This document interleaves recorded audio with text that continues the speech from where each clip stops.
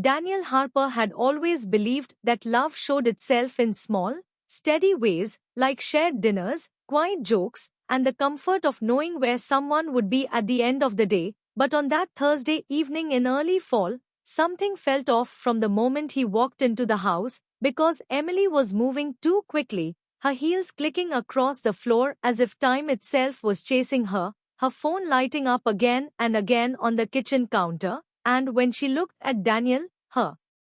smile came late, like it had to catch up with her thoughts, and she said she had a business dinner downtown, an important one, something she had mentioned before but never with this sharp edge in her voice, and Daniel nodded the way he always did, trying to be supportive, reminding himself that Emily had worked hard for her career, that late nights were part of success. But as she talked, her words felt rushed, skipping over details, and when Daniel asked who would be there, she said, clients.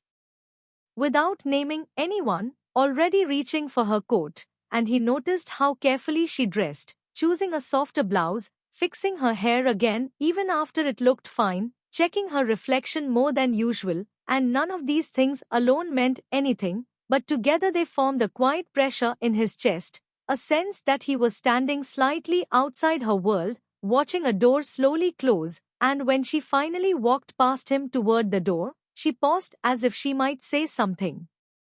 more, then didn't, and left without their usual goodbye kiss, the sound of the door shutting echoing through the house longer than it should have, and Daniel stood there, holding two mugs of coffee that were already getting cold, telling himself he was overthinking, that marriages went through phases, that trust meant not questioning every change, yet the house felt different without her, too still, and as the evening stretched on, Daniel tried to distract himself with work emails, with the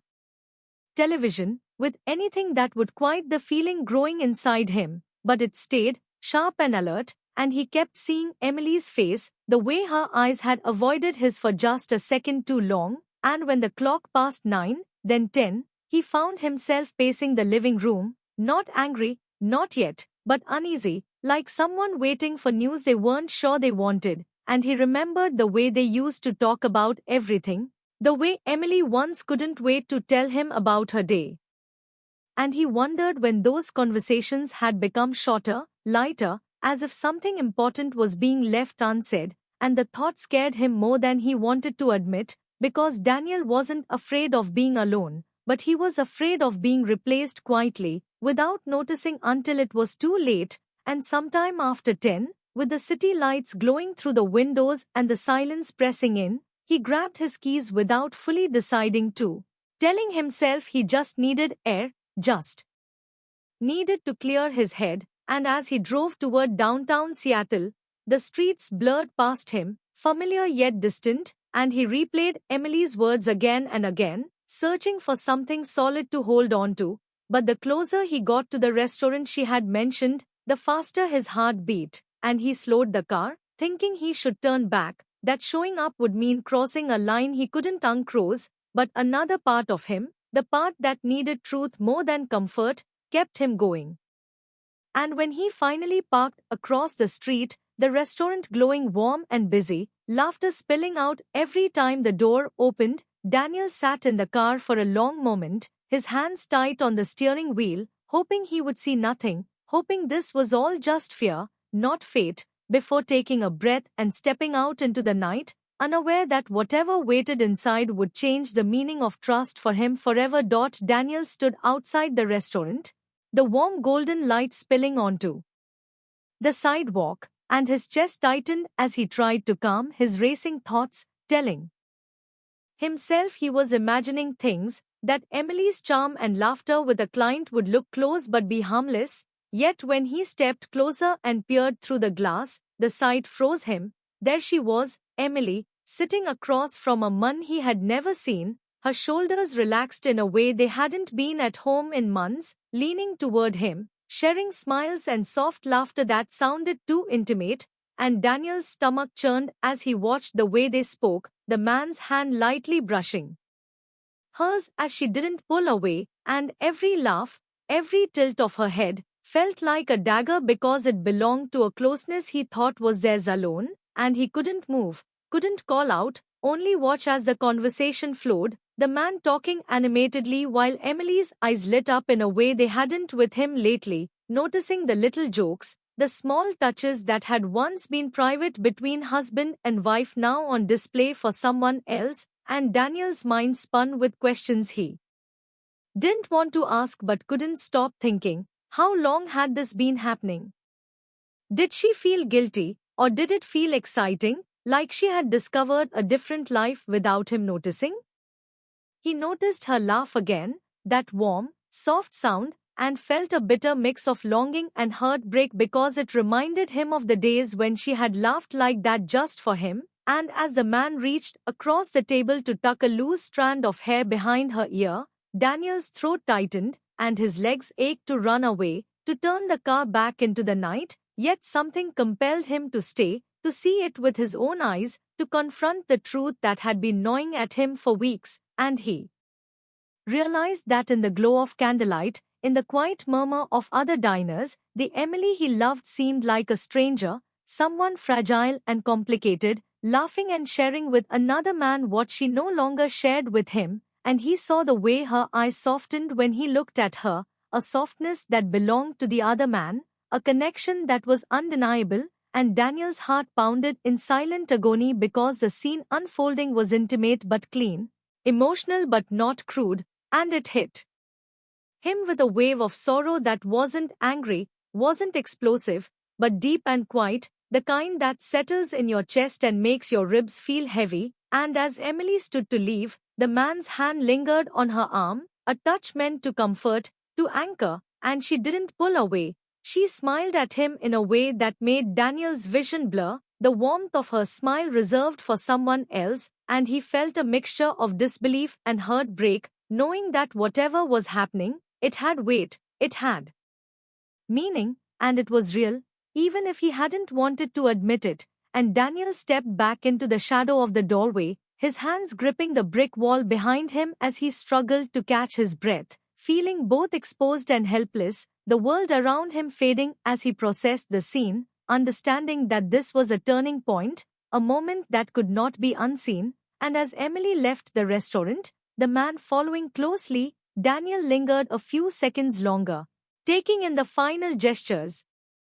The laughter, the shared glance, the subtle affection that had once been reserved for him, and he felt the slow burn of heartbreak, a quiet, deep ache that wouldn't be healed by time alone, and he finally turned to leave, walking back to his car under the streetlights that now seemed harsher, colder, carrying a new knowledge about the woman he loved, a knowledge that made every step heavier, knowing that when he returned home, nothing could feel the same again, and yet, in the midst of the pain, a small, stubborn part of him still hoped for explanation, for understanding, for a reason that could make sense of the image burned into his mind, but the night was quiet, Emily's laughter lingering like a ghost, and Daniel knew the truth had been revealed, and he would have to face it, even if it meant confronting the hardest, most intimate corners of his heart. The next morning, Daniel woke to the soft light filtering through the blinds, the house unusually quiet, and for a moment he considered pretending nothing had happened, pretending that last night's vision of Emily with another man was a trick of his mind, but the heaviness in his chest would not let him, and when Emily finally came down the stairs, her hair slightly messy from sleep, her eyes avoiding his, Daniel felt a twinge of the old familiarity, but it was fragile, stretched thin over the tension that now filled the air, and he poured coffee for both of them, his hands steady but his mind racing with questions he knew he had to ask, the kind that could either destroy or save what was left. And when she sat at the table, her silence spoke louder than words, so he started gently, asking about the dinner, about how it had gone, about who she had been with, keeping his tone even, not accusing, but ready to listen, and Emily hesitated, biting her lip, glancing down at her cup as if the liquid inside were the only thing keeping her grounded, and Daniel watched every flicker of emotion, the shame, the hesitation, the fear, all dancing across her face in a way he had never seen, and when she finally spoke, her voice low and shaky, she admitted the truth, not with excuses, but with honesty, telling him she had felt disconnected, lonely even when they were together, that over time a bond had formed with someone else, not planned, not intentional in the sense of malice, but real enough to leave her conflicted, and Daniel felt a mixture of relief and heartbreak, relief because he finally knew, and heartbreak because knowing meant seeing the cracks in their life more clearly than ever, and as she spoke, tears welled up, and he noticed how small she seemed, vulnerable in a way he hadn't seen, the confident woman at the restaurant now human, fragile, full of mistakes and longing, and he listened, trying to hold back his own emotions, trying to process the betrayal without letting it explode into anger, because beneath the hurt was still love, stubborn and unwilling to vanish, and he realized that their marriage had shifted long before this moment, small signs missed, quiet distances in shared beds, conversations that became practical instead of emotional, little spaces growing between them until someone else found the cracks and stepped in, and Daniel felt the weight of every missed glance, every half-hearted laugh, every night spent scrolling alone, the quiet loneliness he hadn't named, and yet, despite all of it, he wanted to understand, wanted to reach for the woman he had chosen, the woman who had chosen him, even if her heart had wandered, and he asked questions she answered with honesty, painful honesty, about the moments she had felt drawn to someone else, what it had meant, whether it had ever felt stronger than her love for him, and she admitted it had been confusing, that the warmth she had shared with another had not erased the years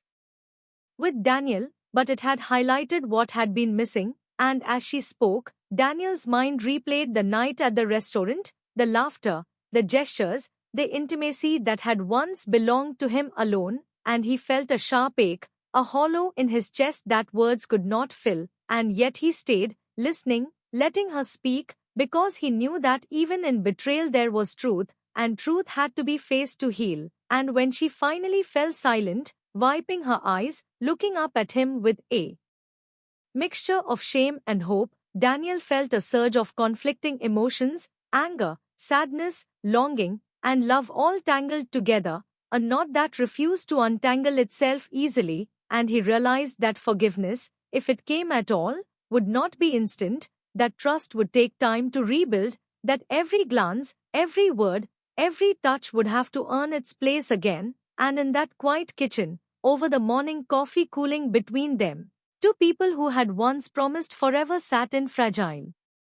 honesty, seeing clearly for the first time the distance they had allowed to grow, acknowledging the pain, the longing, the mistakes, and yet, in the same moment, choosing to face it together, not because it would be easy, not because the hurt could vanish, but because love was more than desire, it was commitment, awareness, and the courage to confront even the most uncomfortable truths, and as Daniel reached out to brush a hand across hers, tentative but deliberate, he felt the first stirrings of understanding, that their story was not over, that heartbreak did not erase history, that mistakes did not erase the love that had built them, and Emily, seeing the quiet steadiness in his eyes, felt the fragile hope that maybe, just maybe, the path forward could be walked side by side, even if the road was uncertain, uneven, and full of shadows, because in that moment, they both realized that honesty, painful and raw as it was the first step toward reclaiming something they had almost lost, and though the future held questions, and though the night still echoed with what had happened, there was a beginning in that silence, a tentative, unsteady chance to try again, to rebuild trust from fragments, and as the sun climbed higher, spilling warm light across the kitchen table, Daniel and Emily sat together, hearts heavy but open, understanding that love was complicated, forgiveness was hard, and the journey back to each other would be slow, but that choosing to face it, together, was worth every step. In the days that followed the revelation, Daniel and Emily moved through their house like strangers learning a language they once spoke fluently, each glance, each word, each silence weighted with the memory of what had happened, and yet they spoke more honestly than they had in years, confronting the cracks that had formed between them, the unmet needs, the quiet distances, and Emily, with tears and determination, ended the affair, not because Daniel demanded it, but because she realized the stakes of their life together, the depth of love that had always existed, and Daniel, though hurt and cautious, noticed the change in her demeanor, the small gestures, the careful attentiveness, as if she were trying to show him through actions what words could not fully capture, and they began to rebuild, slowly, each conversation peeling back layers of fear, each shared coffee or evening walk a test of patience, forgiveness, and vulnerability, and some nights, Daniel felt a pang of doubt, wondering if the trust could ever be fully restored, if the intimacy they once had could be reclaimed, but he also saw Emily trying, genuinely, with openness and remorse, willing to face the consequences of her choices, and they talked not just about the past, but about dreams, fears, and hopes, rekindling the sense of partnership that had drawn them together in the first place, realizing that love was not just passion or routine, but the courage to face mistakes, to own them, to forgive, and to keep trying. And one evening, as the sun set over their quiet street, painting the sky in shades of orange and pink, they stood together on the porch, the air crisp and calm, and Emily reached for Daniel's hand tentatively, unsure if he would take it, and he did, slowly, gently, feeling the weight of both pain and hope in that simple touch, and in that moment, they understood that healing would be neither immediate nor perfect, that memories of betrayal might resurface, that insecurities would linger, but that choosing to walk forward together, to face the uncertainty as a team, was the first step toward rebuilding their life, and the night settled around them softly, carrying both the echoes of what had happened and the quiet possibility of what could be, a new chapter filled with cautious trust, fragile love, and the gentle awareness that some stories do not end with resolution, but with the brave decision to try again, to let forgiveness and patience guide the heart, and as they watched the stars appear, side by side, Daniel and Emily knew that even broken hearts could find a rhythm together once more, and that love, when faced with truth and honesty, could survive even the moments that seemed impossible to endure, leaving them with a quiet, tender hope that tomorrow might feel lighter, warmer, and full of the possibility of rediscovered closeness, a reminder that endings are not always final, and beginnings can bloom quietly from the ashes of mistakes.